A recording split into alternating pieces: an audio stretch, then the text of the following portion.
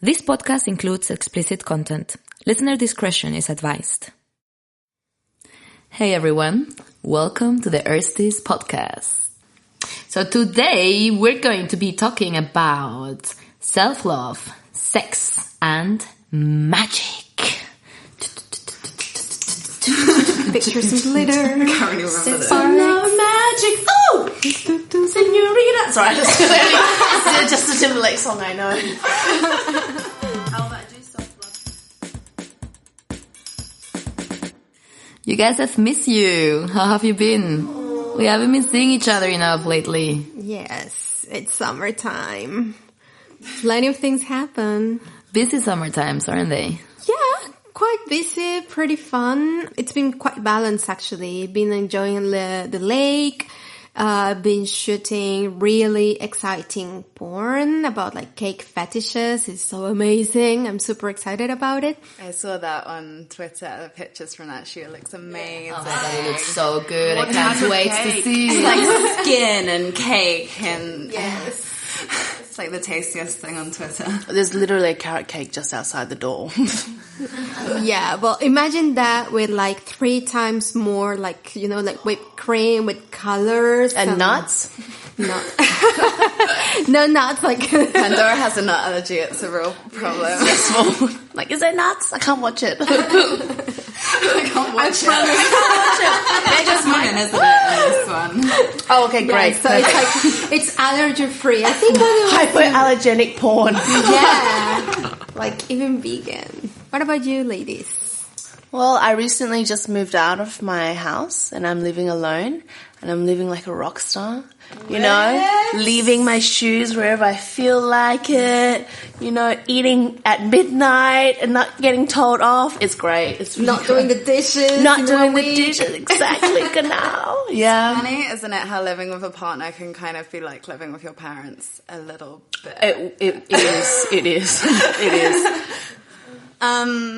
Yeah, as usual, I've just been sitting on my computer and not doing any fun summertime stuff and just scrolling through Twitter endlessly. And I wasted loads of time today reading about that whole big dick energy thing. Have you guys heard of it? It's all over Twitter. It's just one of those stupid Twitter things where someone says something and then everyone just riffs off of it.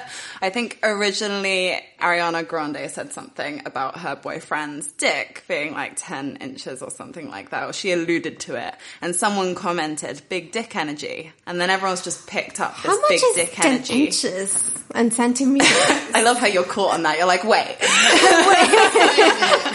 I need to evaluate. I need a picture of it close to a beer bottle. Yeah. So I can figure. So big dick energy is not even something that involves having a big dick. So like Rihanna has big dick energy. There's one example. So it's like phallic energy. So just like, yeah, and kind of arrogance perhaps, but yeah, phallic energy. Someone else in a Vice article explained it as like, if you have big dick energy, if you accidentally put your phone on camera and it's on selfie mode and you don't hate it. Kind of like it. So basically full of yourself and unapologetic. Yeah. Is that what it means? I did have some kind of sex magic in the last days. It's been kind of a emotionally roller coaster.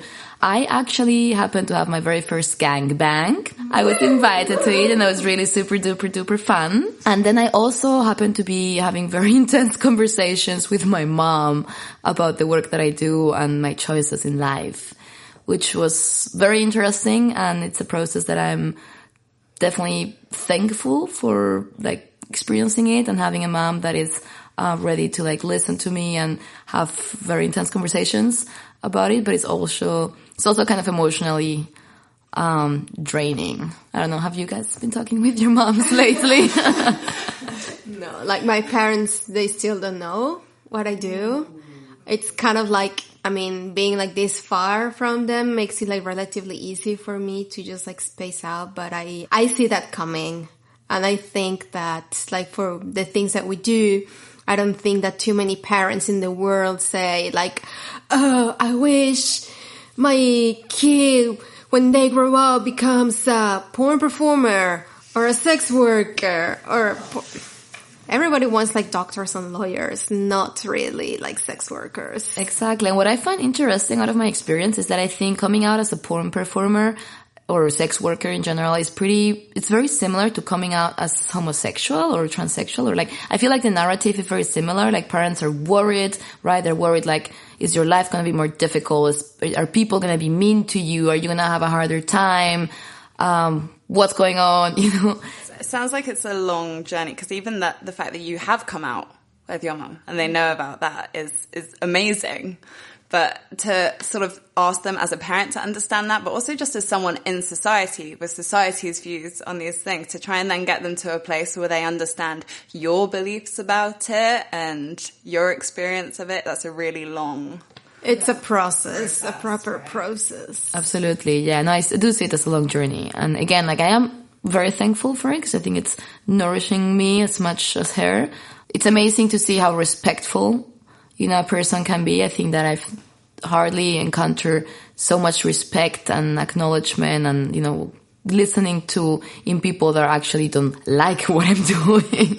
So that's actually setting for me like a great example of how to deal with things that maybe you don't understand or don't quite grasp yet, but actually taking the time and courage to sit down and, you know, go through that journey. That's it's quite interesting. It's also Pride Month at the moment. Oh yeah, right. Pride. I saw an amazing article earlier which had pictures of this mum who's going to every Pride march holding up posters for her daughter, being like, I support my daughter, she's a lesbian, and she's been going for like 50 years holding up pretty much the same poster. That's the sweetest thing ever. Maybe that will happen to you one day. I support my daughter, she's a sex worker. Right? Yeah. I think it's so important for people. Yeah. I feel everyone, you know, has moms, or most of us do. And it's just such a big issue, I think, that we don't usually talk about so much, and how important it is to have the backup in whatever, you know, whatever life decision you take, really. It could be like moving cities or changing jobs or whatever it is. But also when it comes to like your personality or your identity, your core identity, I think it's just devastating where you do not have the support of the closest people around you. There's actually a podcast called Sex Talk with My Mum. Have you heard of it? No. It's kind of like a demonstration of this exact thing that we're talking about. So it's a son who's a comedian speaking to his mum. They described it, self-described as cougar mum. That's not my, I didn't put that in there. About sex, relationships, all the stuff that we talk about, but obviously with each other, and we'd be too, we're all having a hard time doing that with our parents. So that's setting an amazing example. It's really funny, super informative. So I definitely recommend to our listeners that you check it out as well.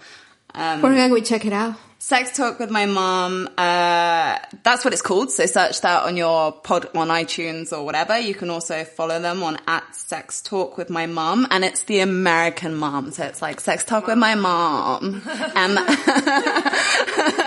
M-O-M. Not the correct spelling.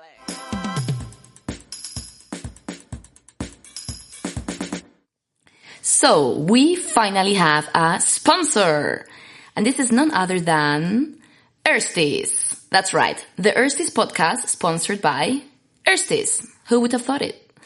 This means if you want to see what our day job looks like, then head to erstis-podcast.com/Erstis. That's ERSTIES. Check out the video and follow the link, and you'll receive 50% off your first month. Please note that the content is 18+. One last time. erstis-podcast.com/Erstis. Click the link, 50% off your first month. And you must be over 18. Now, back to the pot. So, whether you're the kind of person that owns a rose quartz dildo, I wish. more on that later, burns sage in your house, or you think that's all a lot of hocus pocus, but you will cross your fingers when you want something good to happen, right? Most of us have some kind of magic in our lives, and today we're going to add some to yours. We've conjured a sparkling potion of witches, sex magic, and spiritual masturbation for you, and we have a very special guest interview with the creator of Chakrubs, Vanessa Cuccia. One point, early 20s, and I'm with this boyfriend that I realized that did not take my pleasure seriously whatsoever. It was mostly for him. I just kind of flipped a switch and was like, this isn't okay for me anymore. I want to enjoy sex. And that pleasure that comes from indulging in the senses puts you in a state of gratitude. And that gratitude for life, I think, is the most spiritual thing that you could possibly experience. Who told us all about her beautiful crystal dildos, how to find pleasure in your life by pleasuring yourself, and that true magic comes from within. The Earthdays podcast. So ladies, how mystical are we really? Because I have to tell you that I do not consider myself a mystical person. As you know, because I like to repeat this, I was raised up as an atheist. And I've been all my life very skeptical to all of this. Although lately, I think meeting people that have a lot of positive interventions with this. And this is something that I've becoming more and more interested in. You tell me, do you have any rituals you would like to share with us? I don't know, like for me, I have been, for example, in like situations where I have like sex with people in which I feel like, oh my God, like I cannot even call this sex, or I cannot even call this an orgasm, because sometimes like the level of connection either with other people or with yourself feels something that goes beyond the physical pleasure. It goes like something, it awakens something more inside yourself or your spirit, or you feel like it's better than just a good lay. I don't know. It's kind of like tricky to describe, but it definitely feels somewhere in your like spirit or like something higher that you cannot understand, or yeah. Oh my God, that sounds good. Were you high? I have to say, did you have any ointment? Because that sounds to me a lot like me being on drugs. No, definitely. Well, I have to admit, it's been like one occasion in which I was with this very close and like a very dear friend of mine.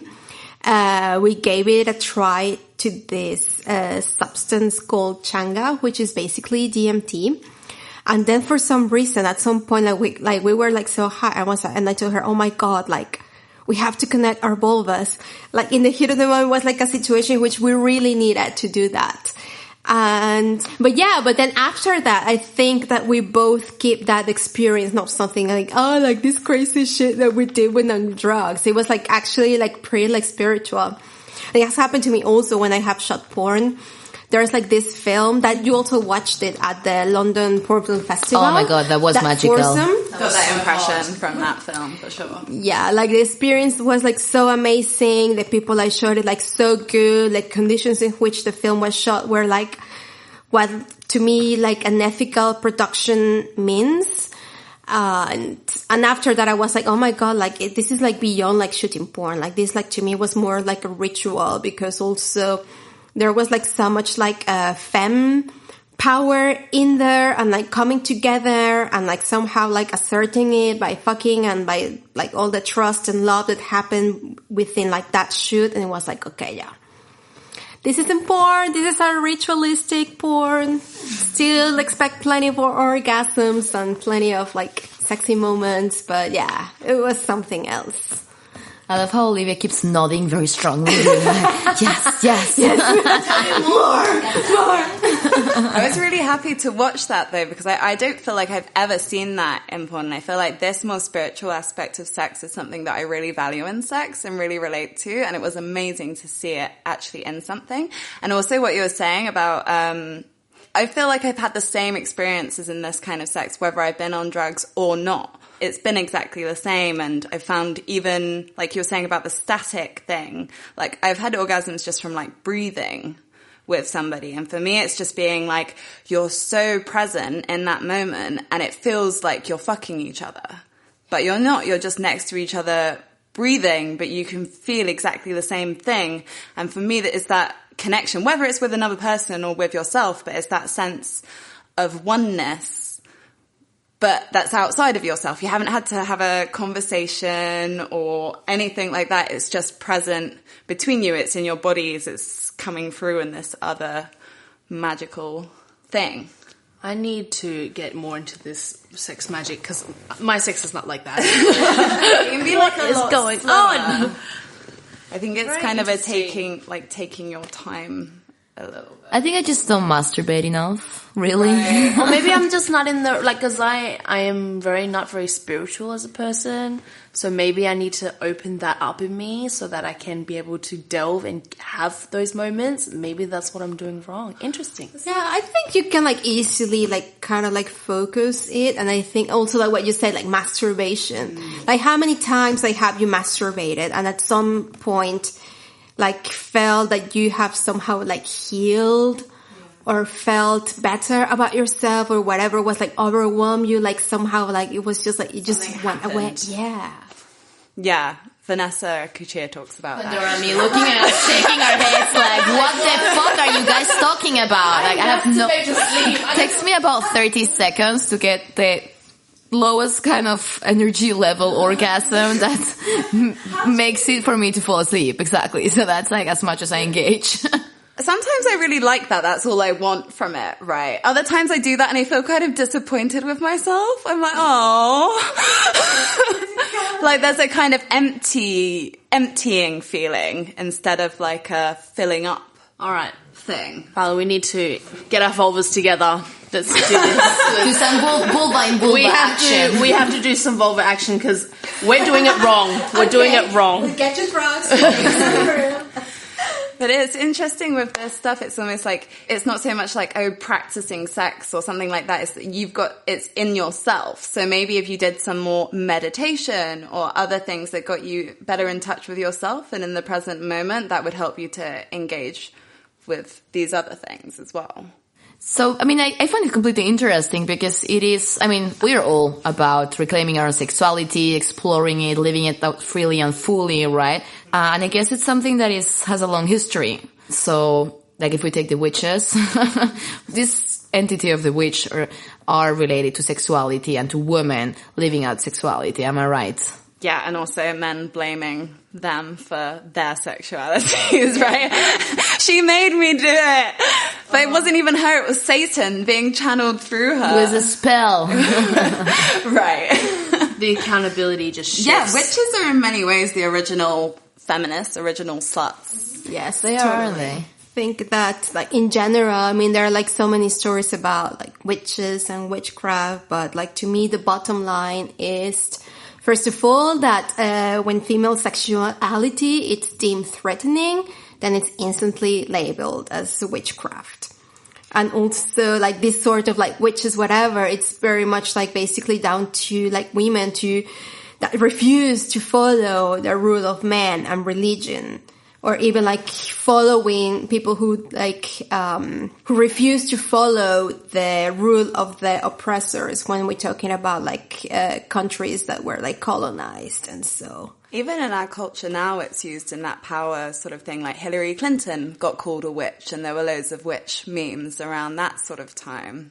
It's a little bit off topic, but when I was growing up, I was so obsessed with witches. Like I watched every Buffy the Vampire Slayer, Charmed, Craft, Sabrina, yes, all of them. I watched them all. I used to play in the yard as witches and have like a wooden witch stick, Harry Potter, everything. And I went to a Sunday school. My parents were like, oh, maybe we should try some Christianity on her. It's like, all right, let's just save her. So like, and this Sunday school was telling me, you cannot watch the new Harry Potter that's coming out because it has supernatural themes.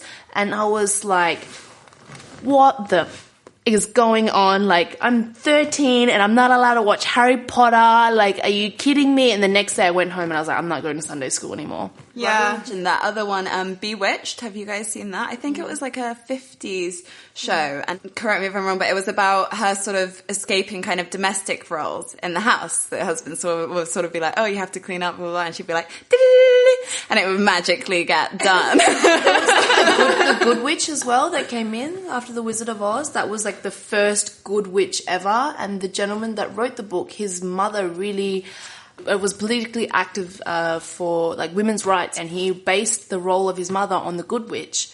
And it was the first good witch ever. The role of his mother on the Good Witch. Yeah, like the Good Witch of his mother. Same, but Mama, different. I appreciate everything you've done. Other way around, listeners. As you can tell, Pandora's been out of it for a while. Yeah, I thought that was really cute, like a nice testimony towards his mother. Like, good son. Good boy. It can also be counterproductive because I feel like, so the good witch has to be blonde and it comes in a pink Yeah, dress it has as well. to give men an erection. And like like it has to look pretty for her to be good. Without a spell. Yeah. Just by the looks. And then if the witch is sexy, she must be bad. Because the Glenda, like the good witch, she's very humble. She's wearing a long dress. Nothing is showing. Her hair is really cute. She's blonde. She's only like, follow the yellow brick road. And then like, you find her... Talking about the original sluts, witches are the original sluts. They used to ride broomsticks flying around with flying ointment. Basically, it's like this ointment that witches used to rub on their broomsticks. Kinky. And it has in there like psychedelic herbs, DMT, and like all these other oils and everything in it.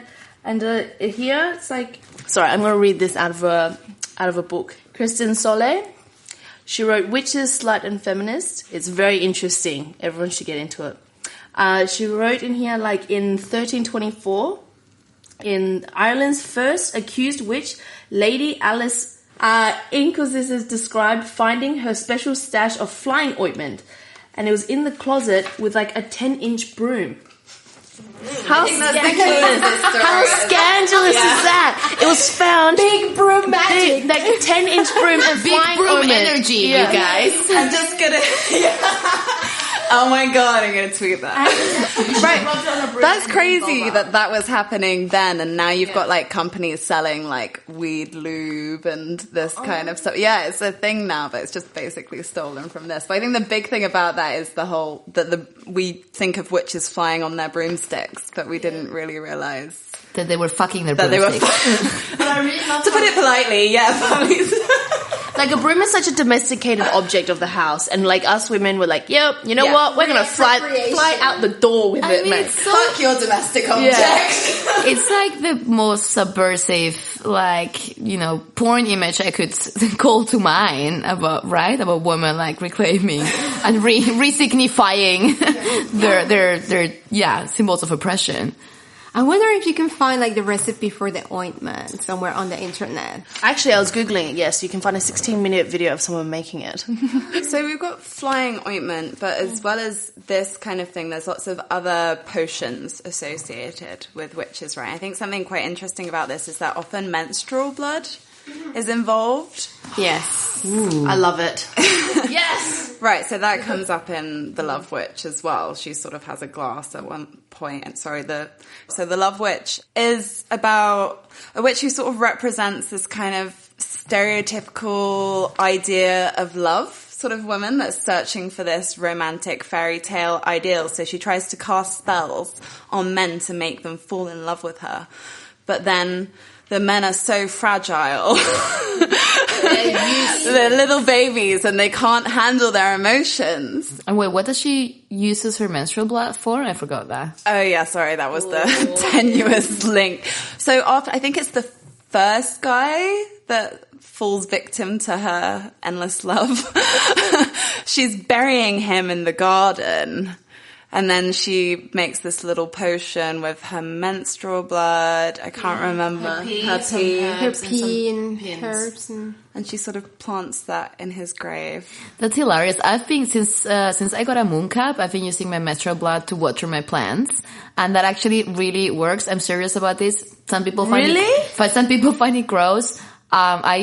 After having a moon cap, I really enjoy that you're able to see how much blood it really is, because I always thought it was like liters and liters of it. And then it's not. Right? And it's not. It's just a little bit. How does your plants go? It's so much. Okay, so plants with like thick leaves, the ones like ficus and that kinds of plants, they love it. And I'm not kidding. Like, you pour one of your moon caps full of your precious juice on a ficus, and your plant is gonna get like at least 3 new leaves in a month. I'm telling ya. So another thing that I also heard was there was some controversy about the director's and Nabil's position on sex work and on pornography in general, I think. Did you guys hear about this?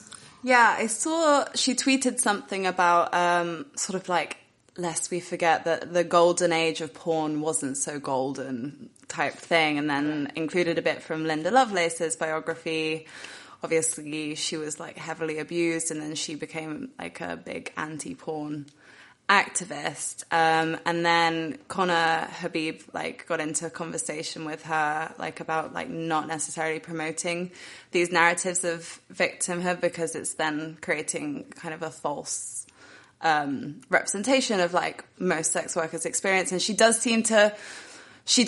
try and say, I believe in all sex workers' rights, but she is very much of the stance of like, if you're lucky, and I believe in all rights, but you know. I think like from the comments, what she read, and so it seemed to me that all the that she was like basically misinformed. Yeah.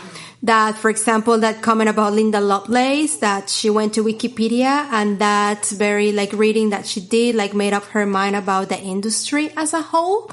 Because like saying that like being a porn producer, it's basically being a pimp. It's just like full of ignorance and the typical stereotypes and cliche. Right. So I think and I hope that she gets more informed about the topic, that she understands that the porn industry is massive and complex and heterogeneous in its realities. And I hope that she understands that just like seeing people as victims doesn't do anything for anyone, but just bury the most marginalized people into stigma. But actually, like, sex workers were in many ways also like, how can I say, like magic workers, witches. In Mexico, for example, in like this very like particular pre-Hispanic culture called Mexica, that used to be like the very specific civilization, they had a goddess for sex workers, like a proper goddess. Like her name is Xochiquetzal. And actually, I don't know if you remember, like in the last year's Porn Film Festival here in Berlin, you featured a documentary in Mexico about this retirement home for sex workers. Right, it was a really good documentary, La Muñeca Fea. Yes, exactly. Well, the name of the house of La Muñeca Fea is called Xochiquetzal, like in honor of this goddess for sex workers. And I have to say, like some like societies in pre-Hispanic Mexico weren't like that super like progressive in terms of gender equality, like compared to other civilizations in Mexico and other parts of the world, in many ways, because they were like somehow like conservative in terms of like relationships and also in terms of like the role of women. But still, like even with this kind of like certain degree of like being conservative, still like in ancient like Mexica societies, there was a place for sex workers and there was a goddess for sex workers. And, well, like the story, because it's like pretty like linked to mythology, like Xochiquetzal, like this goddess, she was incredibly beautiful, like lots of like flowers like were connected to her and so on. And also she had like plenty of husbands, one after another. Yes. Yes. And at some point, like, she got, like, kidnapped and, apparently, probably raped, but I don't know, that's, like, not quite sure, but like, from this god of darkness. And from that sort of, like, relationship and so on, she became, like, the goddess of love, but also, like, the goddess of, like, adultery, and also, like, the goddess of sexual relationships. But more like the kind of that are like illicit somehow. And also like in these societies, like, prostitutes concretely, they were like two like different orders of prostitutes. And at some point there was like some sort of like higher order in which they were like, trained and only like devoted to serve like, warriors. They had like this sort of like higher purpose, and also so those were like the high class escorts. Well, no, it's not really, because it's not much like, it's like a sort of a like capitalist system in which like, oh yeah, because like we serve the warriors, get lots of money. It was like more like some sort of like spiritual retribution for having like this very like high purpose activity in which, oh yeah, we serve the warriors and so on. So we also like are serving the gods in what we do and our victories and so on. And there was also, these were other prostitutes that were also like more into like for the public service, and in which they would get paid for their services, and they were more like for the normal society. And they were like publicly accepted. They had like very like distinct ways of dressing, of painting their bodies, and also like cleaning their teeth and so on. And they were like always like partying warriors. They were basically untouchable, and they were like pretty respected in the society. And like for this, we're talking about a civilization that wasn't like completely progressive, or like was like more liberal in terms of like sexual relations.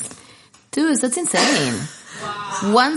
Once again, we're back to, monotheism, especially in this case, Christianism, just smashing, any kind of sex positive culture.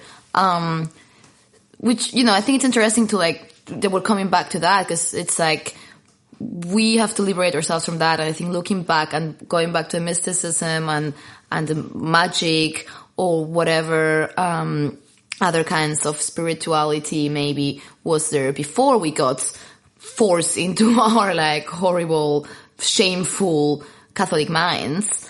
It's maybe a way of liberate. Like I totally understand what you were saying at the beginning, Lena, about, instead of like maybe focusing on atheism as I've been doing all my life, actually trying to investigate and explore, this kind of mysticism as a subversive and liberating way of liberating ourselves from our constricted sexual education that we've received in society.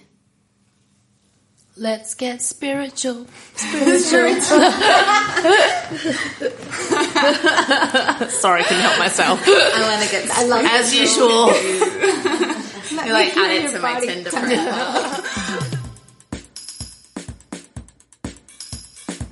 Yeah, I was super interested in spirituality as being a sort of, not self-serving, obviously, but something that I could consider incorporating into my life in a new way again, which was one of the reasons I really wanted to interview Vanessa Cuccia. Have you guys seen her website, Chakrubs, or seen any of the products? It looks so fucking good. I follow her on Instagram. All over the Instagram. Right. For those of you that don't know, she makes these beautiful crystal wands out of all kinds of different materials, like beautiful rose quartz, or there's a black obsidian range, which is really interesting actually. It's a much more kinky range. She has these, I can't remember what she's called them, but there's something like they're like nunchucks, but it's like kind of like a double-ended dildo, but another version of that that's made out of black obsidian.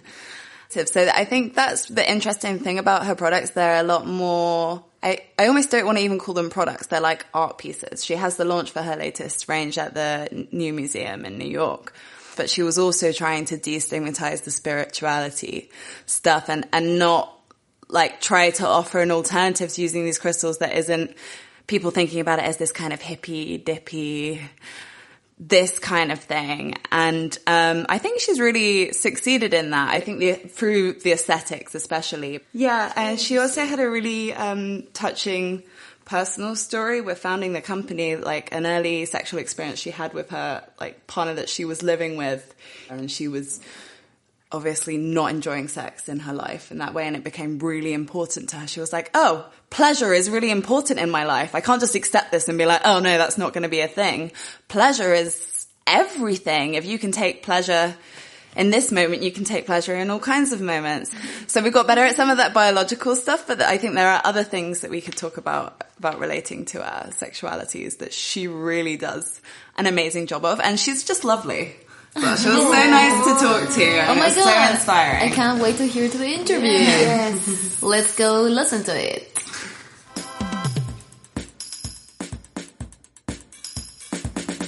Today I'm talking to Vanessa Cuccia, who is the creator and founder of Chakrubs, which is the original crystal sex toy company, and she's the author of the newly released book Crystal Healing and Sacred Pleasure, Awaken Your Sensual Energy Using Crystals and Healing Rituals, one chakra at a time. Hi Vanessa. Hi. An adequate introduction. Did that include everything? That was great. How did this all start for you? How did Chakrubs start? There's quite a personal story behind it. When I was young, I had a condition where my inner labia was closed. So I would have to see the doctor and, quite often, and actually get pulled open by my doctor to make sure that I was open. And to me, that was very symbolic. As I started working personally with my own products, I realized that it's almost my lesson in this life to remember to stay open. But with that, there's some trauma, being opened by the doctor in this very medical way that was painful and embarrassing. So I had those very intimate issues when I was younger. Also, my upbringing was very in tune with spirituality and healing. My father is a chiropractor. That's another thing that's kind of interesting, because growing up, there would be posters in our homes about the anatomy, which is very closely related to the chakra system. It's all about being in alignment. And that was, that's the foundation of my father's work, is to be aligned. And then my mother, she went through a very spiritual awakening when I was young. Basically had out of body experience and started to create meditation music. And so I was around that as a kid. So I feel like all those things were really ingrained in who I was. But at one point I moved to California from New York to pursue music. And just at, one point, early 20s, and I'm with this boyfriend that I realized that did not take my pleasure seriously whatsoever. It was mostly for him. I just kind of flipped a switch and was like, this isn't okay for me anymore. I want to enjoy sex. It was as if I had been asleep and just going along this path and ignoring this part of myself that I realized was so ingrained in my spiritual practice, was to feel, pleasure. And I just kind of like made that realization and broke up with my boyfriend and, started doing things to open me up to learn about sexuality and spirituality. So I just made that realization, and I knew that I wanted to enhance my knowledge about sexuality. And I had with this boyfriend, like I said, been ignoring my own desires, and I actually became really numb in my vagina and couldn't feel, I wasn't feeling pleasure with him. And so I took a job at a sex toy shop, and we had every kind of toy under the sun, high end, low end, different materials, glass, steel, wood, silicone. So I had access to all these things, but nothing really resonated with me as something that, because I knew it was bigger than just I want to get off. It was bigger than that for me. It was, I need to actually start to understand myself. I started hosting a young spiritual teacher at my home who was very into crystals, very into energy. And, I started carrying around some crystals with myself, and, as I was learning about crystal healing. And so this was these were all things on my mind. And I went with my friend to this woman's house who had this large collection of crystals. She had one that was polished and shaped. It was a wand, but it wasn't, it just made me realize that you could shape crystals basically into different things. And something just clicked. I swear to God, the name Chakrubs just popped into my head, and it's the crystals said to me that they wanted to be recognized for their ability to heal sexual trauma or, awaken divine feminine. It was something that was just so strong. So when I first started, this was 2011. And if I look at that year in comparison to now, it's really changed so much. And what I see just through, the community that we've gotten together through Instagram, people respond to it so beautifully. So what I see is that people get it. And I see part of my work is to communicate these ideas. These are topics that I think about. a lot of the time. So, and that's, the book, these are philosophies that do make sense if you just, open up to it a little bit. And it's not so out there. In both of these categories, sexuality, spirituality, it's grounded in really simple terms too. Yeah, I think people are thinking of it as maybe being some kind of mystical, otherworldly thing, as opposed to what the whole point of your book is this kind of and I guess your philosophy is this sort of self-connection, and then the connection to other things coming out of that. It boils down to self-awareness, and the philosophy or the quote, thou know thyself, thou shalt know the universe and God. So at one point in your life, take some time to be by yourself, observe what you're doing, observe what it is. And just, the idea of pleasure is just therapeutic, and it just touches something that's so deep within us, that you're bound to learn something about yourself. It's just, and you're going to have fun along the way. So it kind of makes sense to me to do it like that. It's, it almost presents masturbation as quite a mindful practice. Mm-hmm. Would you, absolutely. I think with reading the stuff in your book where you are talking about setting an intention at the start of the practice, especially, I think people would maybe struggle to think of masturbation as I'm going to sit there and then I'm going to try and resolve this issue that's in my life by having an orgasm. Is it as simple as that, or? That's the thing. It's as simple as you make it. And my book, it's really a gentle kind of encouragement for people to do practices that are just getting them to spend some time with their self and observing themselves, which will increase self-awareness, which will increase self-love, which will increase connection to spirit. To be sensitive to life is what crystals help us do, because to be sensitive to crystal, you have to learn how to be really mindful, be really in tune to yourself and the energies around you. So the more sensitive that you become to a crystal, the more sensitive you're going to become to other life. things. So you don't need something as crazy as a near-death experience to get you into this mindset of, oh my God, I'm here.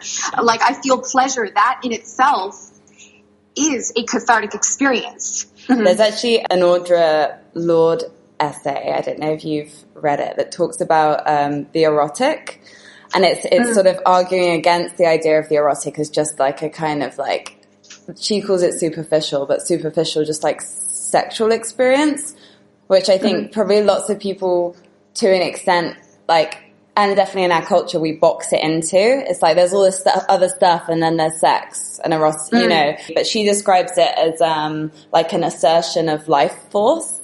Yes. It's creative, energy empowered, and the knowledge of use of which we're now reclaiming in our language, our history, our dancing, our loving, our work, our lives. It's that energy of you being excited about your life or engaging in your life in different ways, that there is that sort of sexual excitement. And you said something in your book, it's the quote, being awakened sexually gives you the ability to feel orgasmic sensibility anytime you want. It's like muscle memory. You can call upon it when you want to feel more creative, more grateful, or more alert.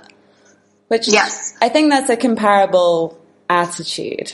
Yeah, that recall of this energy is really important, because when, we experience states of depression, for me, I know that what I would go through is actually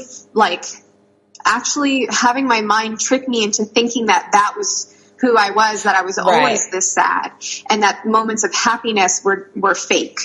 And so the recall of energy and learning how to conjure up pleasure just in a moment, I think is really useful, because the more that you do that, like I said, it just strengthens that ability, so you can really kind of take an active role in your energy. And that's all it is. The common denominator between any ritual in the book is just spend time with yourself to get to know yourself a little bit better, so that you feel grounded in who you are, That reminds me of something else in your book about talking about, you know, when you're trying to make a change, maybe you're like, oh, I want to start losing weight, so I should, you know, I should start eating less, or I should this, or intellectually I know that it's not good for me to be working in this way, but still I'm doing it. And how much energy we expel dealing with these conflicts that we're like having with ourselves, and how little discovery or connection actually goes on without the attention. Yeah. When we tell ourselves like, oh, I should be doing this, or I should be doing that, that's coming from like outside in, you know, that's coming from what society tells us, or what we've been programmed to think will make us happy. Like parental way of speaking to yourself. Yes. Right. Instead of being like, I need to, you know, I want to be feeling more energetic and doing things from a place of care and love rather than shame. It's just useful. It's just more productive to go about things that way, because that energy is going to drive you. Yeah, completely. Shall we get into the sex toys a little bit? Yeah. So if you look at Chakrubs toys, you'll find a selection of beautifully crafted sculptural art pieces from clear quartz, green jade, black obsidian, and many more crystals. My personal favorite that I really want is the rose quartz one. Most popular. Exactly. So obviously I'm drawn to that because I like the way it looks. Mm-hmm. What should people be doing if they're on your website and I'm like, I want to get into this crystal one thing? Is it the best route to just go, oh, I like this thing? Or why would people choose a certain crystal? Like, does it have an inherent power, or can I choose what I want it to mean? Or yeah, so again, that's going with yourself. For people that are like, oh, I freaking love how rose quartz looks, and it's so pretty, that's what I want. Yeah, that's fucking fine. Do that. I'm sorry I keep cursing. I hope that's great. That's fine. We do that all the time. Quickly, before we go into more details on the crystals, though, I just remembered I wanted to say, talking about the pretty thing, that so relates to what you were saying about hiding, like not hiding and talking about these things more. I think your wands and like your toys and products in general, because they're so beautiful, they're to be seen, and that's got to be so symbolic in your ethos in general. Yes, exactly. Right? Removing that shame. It's something that you can put on your bedside table or on your coffee table, and like, you know, I definitely would. Yeah. Instead of hiding it under the bed. Yeah. Exactly. So at the end of the day, if that's something that is going to attract you and that is going to encourage you to work with that stone, what more do you want? Like, you want, it's like people think that, again, it has to be some kind of, you know, crazy, mystical thing. But what I say is that anything is mystical. You having that attraction to rose quartz is mystical. What I really liked about your book in this respect as well is like just explaining the structural qualities of these stones and how that has a power in itself, because I think when you look at like a crystal in kind of like a hippie shop or whatever, and it describes these, it's like it's gonna do this and this and this, it does seem like it's harder to approach. It feels a bit more magical or something like that. But I think the way that you describe it is really physical, in the same way as if you sit next to a lake, your body is gonna sync up a bit with that lake. Your breath is gonna sync up. Your breath is then gonna make you feel calmer and more at one. I've met people, you know, throughout my life that I just felt like they wanted to believe in things like this, but they had trouble to because of their logical mind. So it was really important for me to find that balance and say like, no, there is logic to this. You just have to go a little bit deeper. And so, yeah, I'm glad that you enjoyed that part of it, because that was an important thing that I wanted to portray in the book, was that there's things that you can stand on with this. It's not just supernatural, like, you know, things. There's reasons why so many people relate to crystal energy, even if we don't know why. I wanted to show why. You do suggest some different kinds of rituals that you can have for yourself that maybe engage with that crystal or with that chakra. And I was wondering if we could maybe talk about something that people can use to understand this a little bit better, this energy and this shifting this around. Also, really love the breathgasm bit in your book. Oh, cool. Yeah, I like that one too. The chakra system is basically points of energy in our body, and they correlate to our endocrine system, our nervous system. So yeah, in my book, I go through each of the chakras. Each one is with a kind of physical exercise to get you in tune to that point of energy, and also working with crystals as kind of a support system. So using your body as the focal point, it's also acknowledging that you are the facilitator. You hold the power within you. So it's very symbolic in that sense. And and then also that chapter talks about orgasmic manifestation, which is using your orgasm as another way to focus energy on what you want. So at the height of your pleasure, having a vision of the thing that you want to manifest is really powerful. It's a very effective and simple way of including like sex magic into your practice. So with that intention becoming very sort of crystalline at the point of orgasm, what is that? Is that the body sort of, I don't know, cementing it, or having a very, could you relate to it in the way like having an orgasm with another person? It's creative energy. So that's really what it boils down to. When you experience orgasm, or, for people that maybe have trouble orgasming, it's that heightened state of pleasure, which is really just being extremely mindful and focused on something. You are just directing that orgasmic energy into something that you want to create. That's what it is. It's creation. And that orgasmic energy, sexual energy, that's what it boils down to. It's just creating. So there's this ritual of practicing with them, but when I acquire one, is there anything I need to do before using it?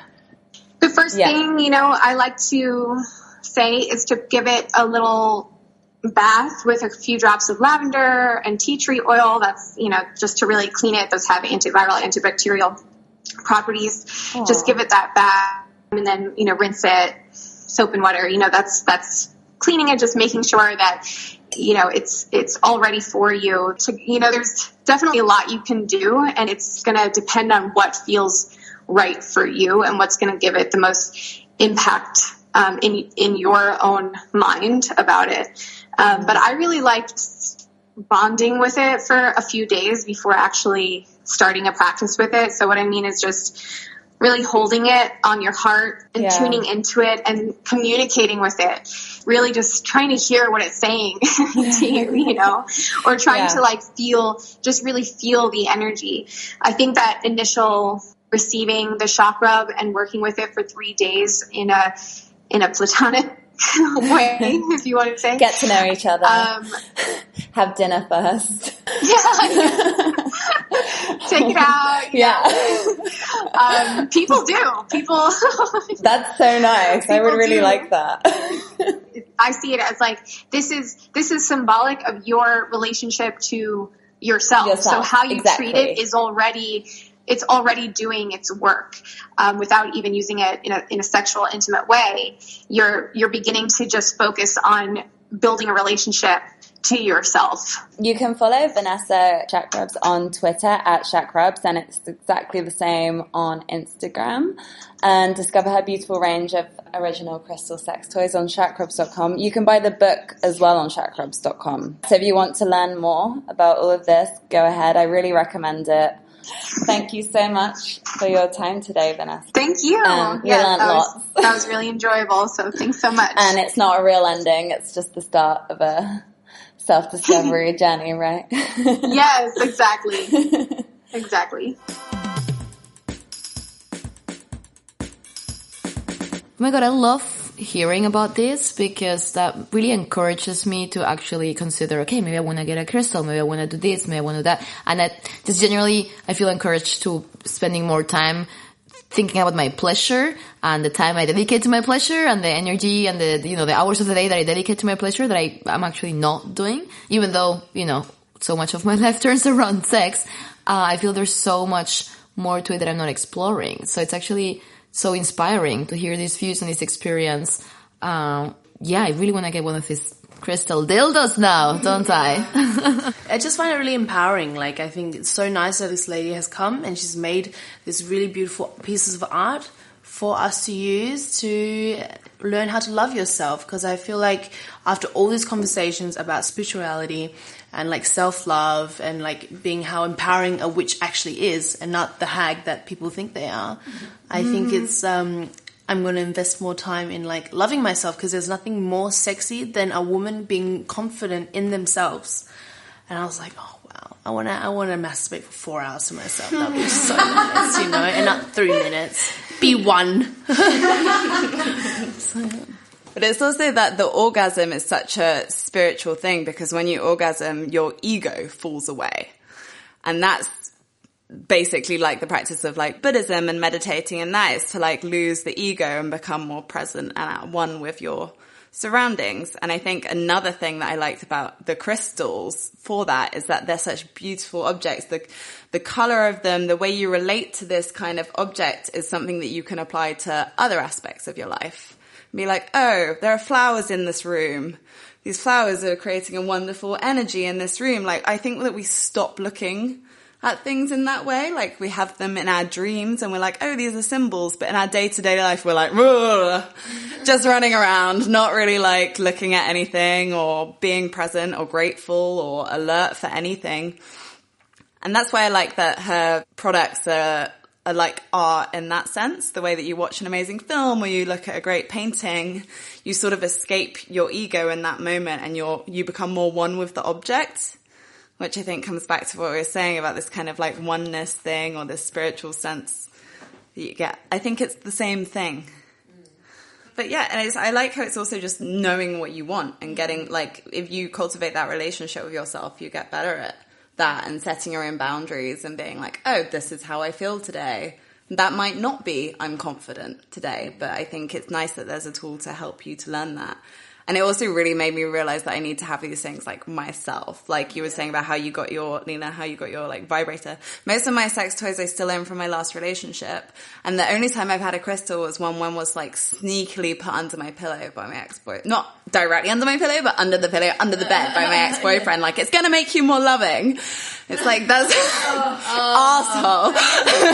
Well, that's like the opposite of what she's describing. So it really makes me realize that I need to have like these things for myself. Yeah, and that sex magic can be this spiritual thing with yourself. And it doesn't have to be this mystical, witchly, otherworldly thing. That those things are just symbols anyway. I think for me what it all comes to is that all these practices and approaches to magic are just very basic, useful tools to enjoy sexuality. And so even if you don't believe in magic or don't even want to use those words, this is like a proposal that I think everyone can learn something out of it. And, you know, at the end of the day, what we're learning here is that someone that is happy with their sexuality and is defining and exploring it in a healthy and, you know, self-caring, loving way is going to have a happier life in general. So either if you want to call it sex magic or not, either if you want to make a ritual with your crystals or just plainly masturbate with them. Just have a bath. There's still a lot you can get from it. And that's just nice. So that was our episode of Self-Love, Sex and Magic. We know you've been thinking, God, this podcast is great. If only there was more of it. Well, same. So now we're introducing a new bonus line of episodes called Erstis Podcast Meets, where one of us interviews more fabulous people, authors, activists, sex workers, you name it, we've met them. So since we've become spellbound by sex magic, in our next Erstis Meets episode, we have the very special guest, Christine Solé, who some of you may know is the author of Witches, Sluts and Feminists. Make sure you subscribe wherever you like to listen to your podcast and follow us on Twitter at Earthstis Podcast so you don't miss out on Earthstis Meets and all our other episodes. Thank you for listening and enjoy the magic. Thanks, the magic. Woo.